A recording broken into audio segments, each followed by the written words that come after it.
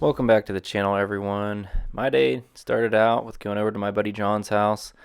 Of course, I love his garage out here. Who doesn't love something like this? But ended up going over there to get a new part for the Camaro. It's a brand new 5-speed Tremec transmission.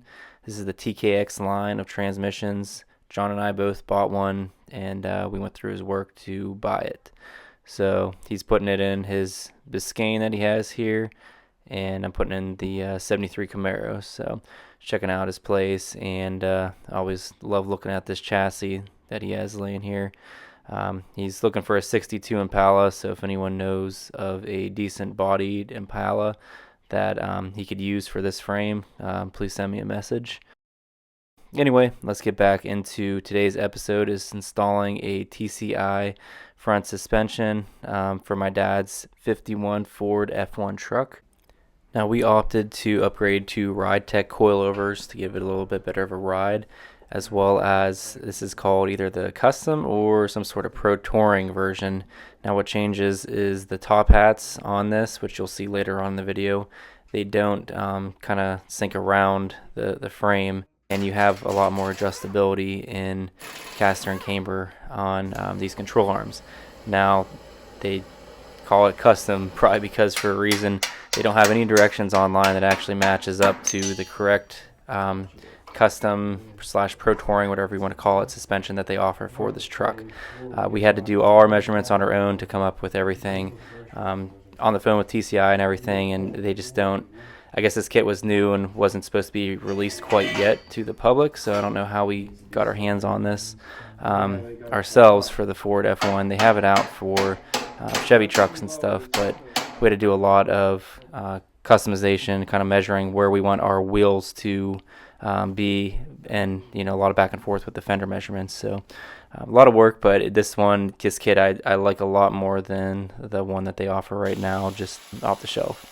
Here you can see the cross member here is a little bit different. Now that's what I was talking about with the adjustability and everything on that versus the standard kit, which I'll show you a picture obviously later on down the line here.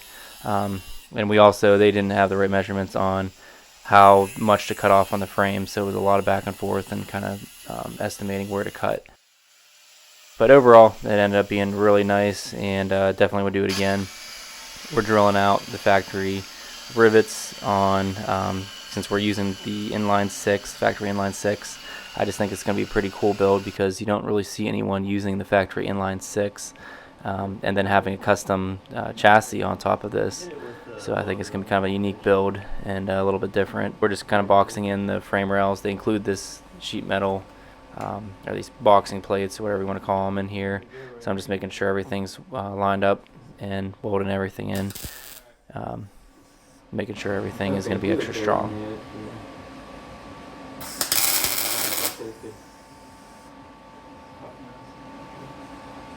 Alright, it's perfectly at 90, so it's a pretty big gap there.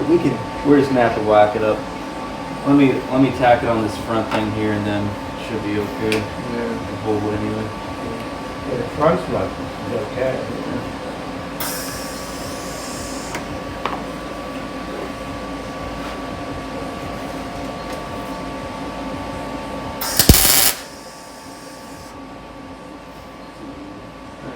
Bottom here so it doesn't move. Yeah.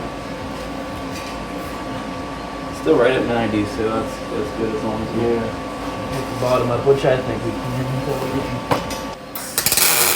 Let's test fit the frame rail. Yeah. Let's see what it looks like. Yeah.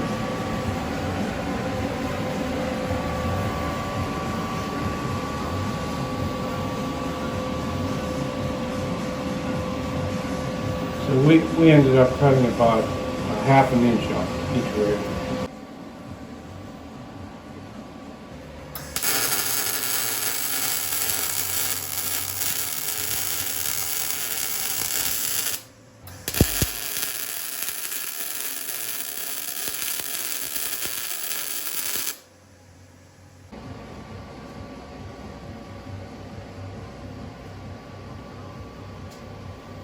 So to get the right rake, this is set at 0 right now just because I leveled everything from the front to back. but what you need is at least 1.5 degrees of rake. What that means is forward tilt down towards that way. So what we have to do is jack up the back of the car right now until we get to around 1.5 to 2 degrees of rake, which would be over on this side. And then after that, we will weld in this permanently, making sure that this is 0 after the rake is complete. It's probably not going to take very much at all. So. Yeah, I know. Go slow because it's starting to bounce. So we're at about 1 degree right now. Really? Wow. I thought it would be.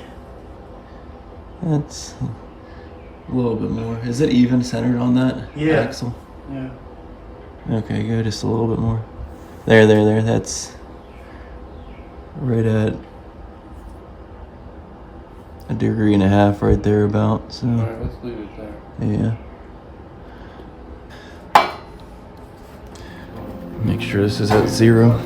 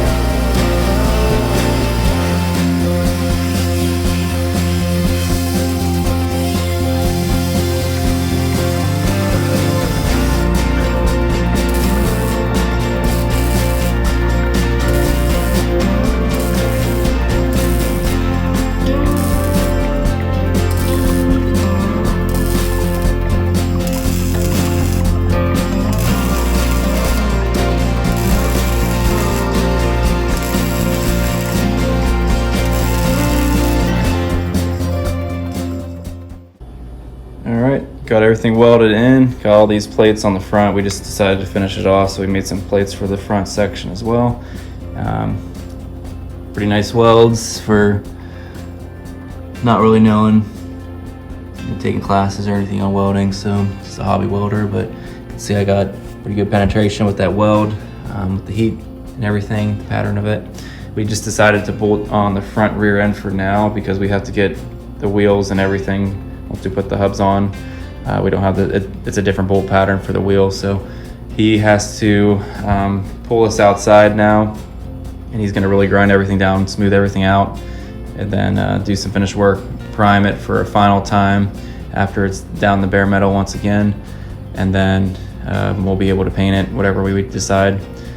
But I think he's gonna do a rear disc brake conversion as well, so just to match the front hubs. So he's gonna look into that now. We probably are gonna get a 4-speed, like some sort of top loader transmission that would mate to the factory 6-cylinder. So this is the stock 6-cylinder, ran pretty well. We were thinking about doing, obviously we're gonna change the look of this and everything, but we were gonna do a flathead V8, but I started looking at prices and just the power isn't there for what you have to spend on that. It does definitely look cooler than the inline 6, but this is original. This didn't have overheating problems like the flathead V8s did, and the power is actually the same, if not probably a little bit more, stock versus stock anyway. So we decided to keep that and maybe just do a top loader 4-speed, and then finish off the rear, get the leaf springs and everything, lower that a little bit in the back, and then we'll be all set to paint this. So before we get ahead of ourselves, we bolted up the factory leaf spring setup for the front suspension just to get a before picture for you guys here, so you can see a huge wheel gap right now. We are going to have to cut those inner fender skirts as well, so which isn't a big deal, but do have to do some finishing work on those inner fenders.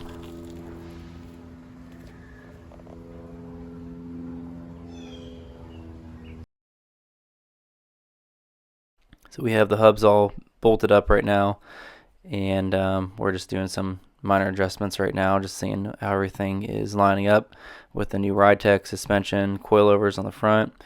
And I also have to put on the steering rack right now, so that's what I'm doing, putting in all the bushings for that, which they were very tight to get in, and then we'll wheel it out and then do a final check on everything just to show you guys what it looks like out in the sun. And yes, this was in the wintertime, so this is filmed a while ago. That's why I'm wearing a jacket. It was just starting to get a little bit warmer out right now. Clear with the fender if you want to go whatever way you need to go.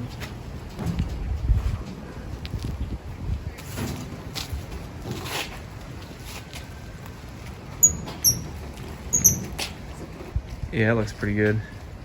Yeah. I think that's the perfect ride height there for it. Yeah, I think it's nice. I can knock the wheel back a little bit, but it's pretty centered actually. Yeah, it's not bad. It's a little, you can't tell because that fender goes on. They got a different angle. Yeah. Well, this is a little off too. It's dented a little bit. Yeah. Have to fill that in a little bit more. But especially if we have, and they're odd a little bit. Yeah, because we could adjust it forward. What's it look like there? With the fender being pulled up like that. That's better. Yeah, that's good there. Yeah. That will pull up because see, this gotta go over like this. Yeah. Okay. So Let me block this one. Yeah. See that? Yeah. See if that's. Yeah, that would be perfect right there. That's where it's gonna go. Yeah, that's perfect there. Once we just even out the wheel gap, make it a wheel gap's kind of weird machine-wise. Like this is good, but this needs a little work still, getting it more round. You know. Yeah. That's what's throwing it off. But what'd you do? Push it down. I'll show you. Just push that. Yeah, like that. Yeah. Yep. Right there. Yeah, we have adjustability in that now. I think we're good on the where it needs to be. Yeah, I do.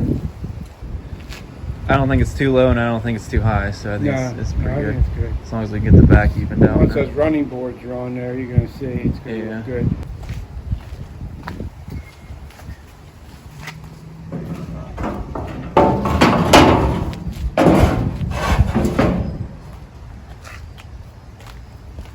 Yeah, it looks good. Pretty good.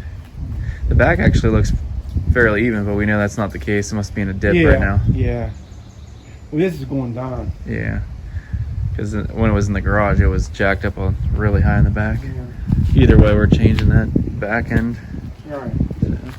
I just don't want to get the leaf spring kit and then you only have 4 inches that it drops and you can't adjust it. That's what it is, you know. Yeah. Versus the 4-link, we might as well do the 4-link to have the adjustability more on it. Well, yeah. Or the height alone, let alone the more Right. better ride. Yeah. Well, the monoleaf rear springs, they say drop at 4 inches, but it's still $800. So you might as well just do the 4-link for a couple hundred more, and have the adjustability like the front. Yeah, it's cleared it. Plenty of room actually. So we could actually get a pretty big wheel and tire on that versus what that is. Well, we got to go the other way. See how clears the back. Yeah, this is a 215, so at least do like a 245 or something. So we have a 1.25 inch spacer on it now. Yeah, it clears it perfect. So we have a lot of options for wheel width, but Yeah. I say 245 at least in the front, and then maybe just a little bit thicker in the back.